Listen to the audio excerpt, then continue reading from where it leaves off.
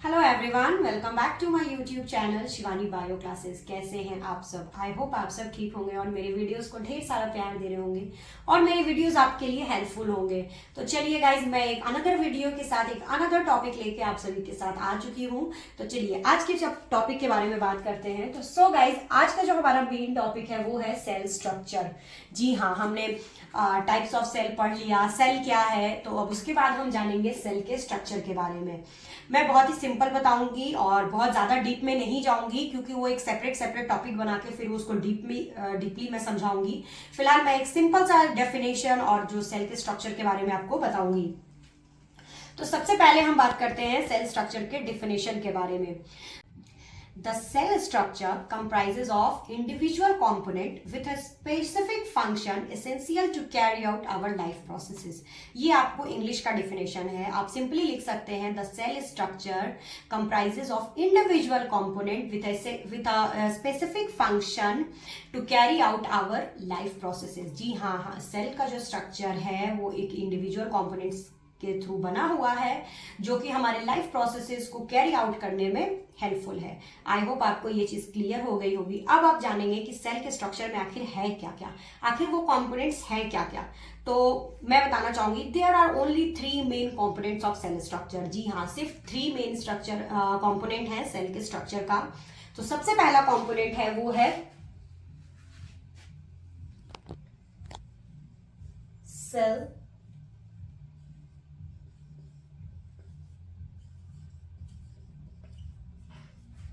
सबसे पहला कंपोनेंट है cell membrane. Second component is cytoplasm.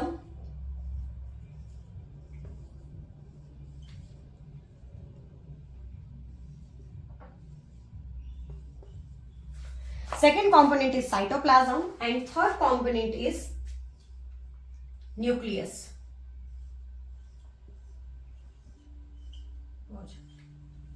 So cell के स्ट्रक्चर के जो मेन 3 कंपोनेंट्स हैं वो है cell membrane, cytoplasm and nucleus. ठीक है, तो हम इन सब के डिफिनेशन के बारे में जानेंगे कि व्हाट इज सेल मेम्ब्रेन क्या है, साइटोप्लाज्म क्या है, न्यूक्लियस क्या है। और इसके बाद जब मैं नेक्स्ट टॉपिक लाऊंगी तो इसका फिर डिटेल में जाऊंगी, बात करूंगी, डिटेल में आपके साथ डिस्कस करूंगी। तो सबसे पहले बात करते हैं सेल मेम्ब्रेन की। तो आप सिंपल भाषा में कह सकते हो the cell membrane is the outermost covering of the cell in which all other organelles such as cytoplasm and nucleus exist. जी हाँ, cell membrane is the outermost covering of the cell. Cell membrane जो है outermost covering of the cell होते हैं और इनके अंदर other organelles such as cytoplasm, nucleus रहते हैं। ठीक है, अच्छा, सेल मेम्ब्रेन का एक फंक्शन और भी है। Cell membrane provide support and protection to the cell. Cell membrane जो है हमारे सेल को प्रोटेक्शन प्रोवाइड कराता है फ्रॉम इंजुरी और भी फॉरेन पार्टिकल से, जर्म्स से। तो cell membrane basically act as a protection for the cell. अब आप समझ चुके हैं कि सेल मेम्ब्रेन क्या है। नाउ अब हम बात करते हैं साइटोप्लाज्म के बारे में। सो सिंपल आप समझिए, the cytoplasm is a thick clear jelly like structure present inside the cell membrane. Cytoplasm is a thick clear, मेरी बात पे गौर कीजिएगा, साइटोप्लाज्म इज अ थिक, सबसे पहले वो थिक होता है।